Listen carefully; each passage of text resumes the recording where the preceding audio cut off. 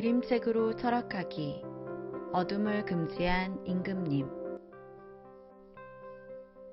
오늘은 영상 속의 이야기를 짧게 정리해보는 시간을 가져보겠습니다. 그림책으로 철학하기는 그림책을 읽고 나서 질문하고 질문을 정리한 다음 질문에 대해 꼬리에 꼬리를 물고 이야기하는 것입니다. 어떤 이야기들이 꼬리에 꼬리를 물고 이어졌는지, 마지막 남은 질문은 무엇인지, 우리의 이야기들을 좀 더 심화시키기 위해 함께 읽으면 좋은 책은 어떤 것이 있는지 우리 한번 알아볼까요? 신하들은 왜 백성을 속이려 들었을까? 처음에 백성들은 속았지요. 왜 속았을까요? 어둠은 나쁘고 지루한 것이라고 믿게 만들었어요. 누가? 왜 그랬지요? 신하들이 임금 편을 들려고 선전선동을 했어요. 여기서 우리는 잠깐 선전선동이 무엇인지 이야기했어요. 선전선동은 부분적인 것이 다인 것처럼 진실을 왜곡하는 것이라는 결론을 내렸지요. 그럼 신하들은 왜 임금 편에서 이런 선전선동을 했을까요? 신하들은 백성들의 반란을 막고 싶었어요. 신하들은 왜 반란을 막고 싶었을까요? 임금 편을 들고 백성들을 속이는 게 자신들의 안위를 지키는 데 더 유리한 걸 알고 있었기 때문이죠. 임금 한 사람을 설득하는 것보다 다수의 백성을 속이는 게 더 쉬운 일이었을까요? 그게 더 쉬운 일이니까요. 백성들은 기꺼이 즐거움에 몸을 맡기는데 괜히 임금을 설득하려다가 어떤 불이익을 당할지 모르잖아요. 그런데 백성들은 2번 속지 않았어요. 왜 그랬을까요? 백성들은 피곤했어요. 육체의 즐거움에는 한계가 있으니까요. 그런데 신하들은 왜 깨닫지 못했을까요? 신하들은 진작에 알고 있었지만 계속 임금의 편을 들고 싶었던 거지요. 그게 더 자신들의 안위를 지키는데 유리하니까.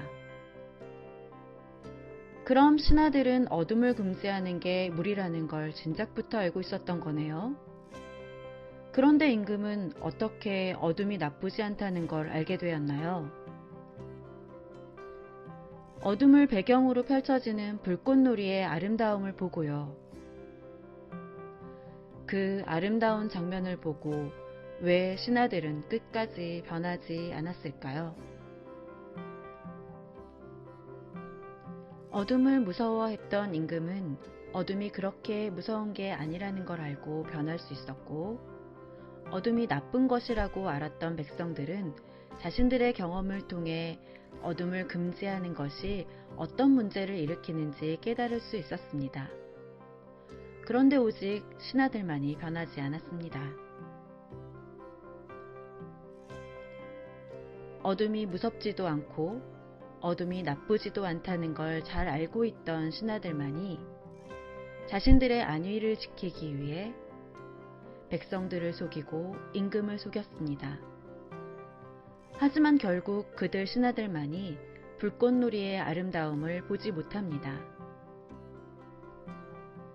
자신의 안위에 집중하며 사는 삶이란 늘 안위를 지키기 위해 전전긍긍할 수밖에 없으며 어떤 아름다움도 즐기지 못한다는 걸 우리는 꼬리에 꼬리를 물고 이야기하며 깨달았습니다. 그렇다면 우리는 어떻게 살아야 할까요? 어둠을 금지한 임금 그림책으로 철학하기. 이번 추천 도서는 오르테가 이 가세트의 대중의 반역입니다. 대중의 반역에서 오르테가는 사람의 마음속에는 주체적인 자아로 살아가려는 마음과 집단에 대한 의존심이 가득한 대중으로 살아가려는 마음이 모두 있다고 합니다.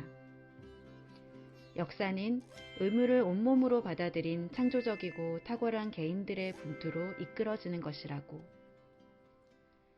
내 안에는 어떤 것들이 들어있을까요?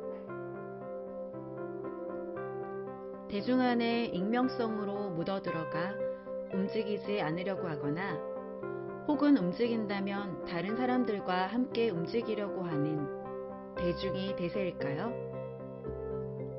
아니면 활력 있는 삶을 살아가기 위해 분투하는 창조적인 자아가 대세일까요?